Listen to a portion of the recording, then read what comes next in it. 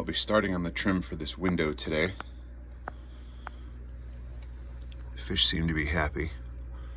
The sponge filters are temporary until I get the matin filter that's going to go all the way across this wall over here from Swiss Tropicals.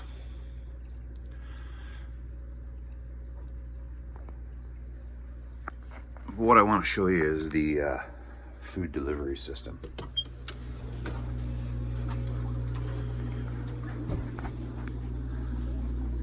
As you can see, I changed the lighting and I've blocked off 2/3 of the lighting for the tank. That's just an LED light. But I happen to have this piece of Lexan here with 3 holes drilled in it. So I made a little food delivery system instead of having to lift up this part of the lid, which I think the lid's working really well. Temperature is sustained very nicely. It's like 77.8 in there right now. And if you flip this up, it leans nicely right up against the pipes. So all I got to do is spin the feed thing out of the way.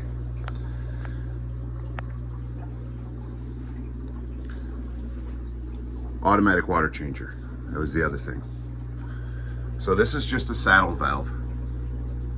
Goes right into any water line. And I've got water flowing very slowly into the tank.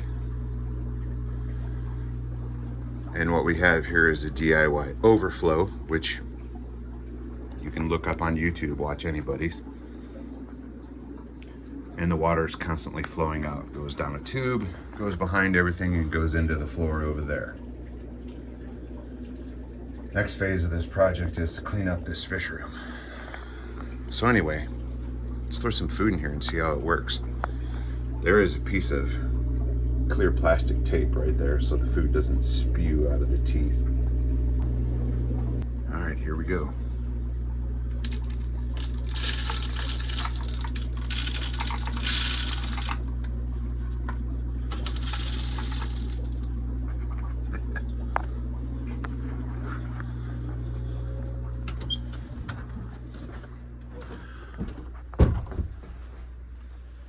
This is the first time they've been fed in this tank, so who knows if they're going to eat.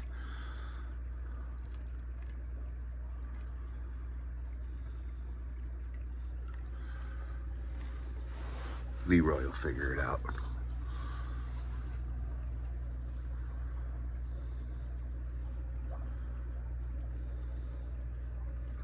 Oh, there you go, little Bert.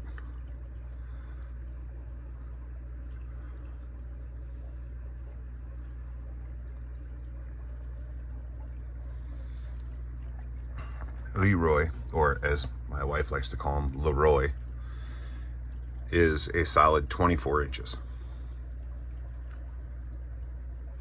So you can use that to size compare everybody else. The clown knives are about 19-20 inches. This guy's about 14 inches. Yes, that's a 4-line PIM. That's what they look like when they get big. Little Bert's about 18 inches, and that's about a 12-inch Oscar.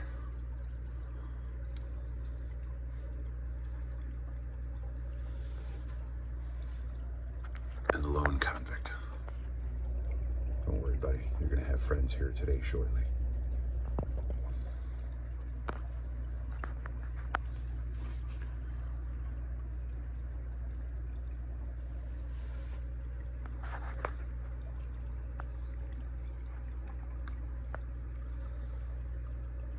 If you're wondering why I didn't make the window bigger, there is a post in the wall right here that holds up a beam that holds up my house. So I can't go any further that way.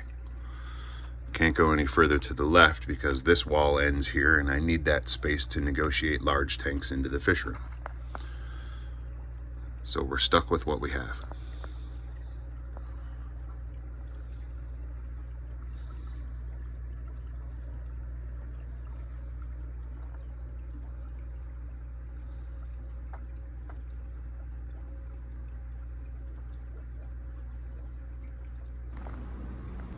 Back in the shop, I know this really doesn't have anything to do with building a tank, but if you build a tank, and you put it behind the wall, or if you have an aquarium behind the wall, I suggest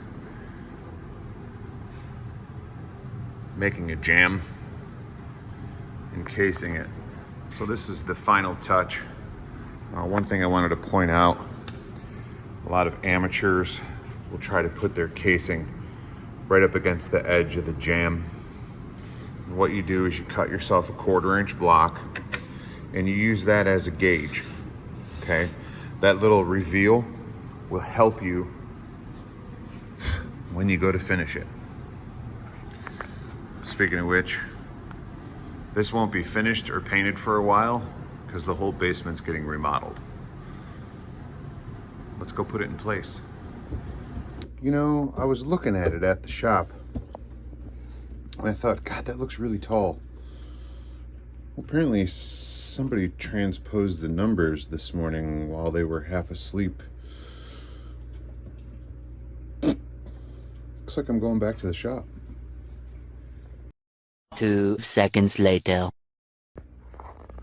Yeah, that's a little better.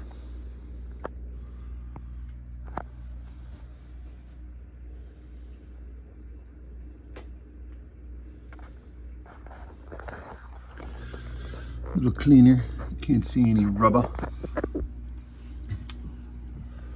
Now it just looks like a show tank. But it's really a pond.